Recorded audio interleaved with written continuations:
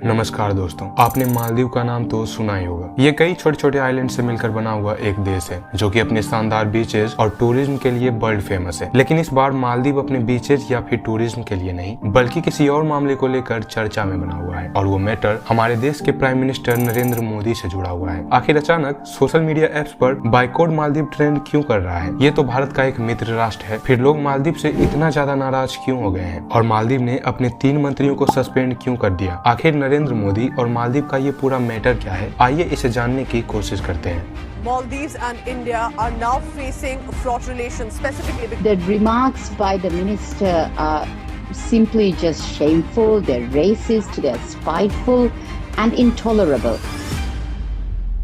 तो ये पूरा मामला शुरू होता है नरेंद्र मोदी के एक पोस्ट से।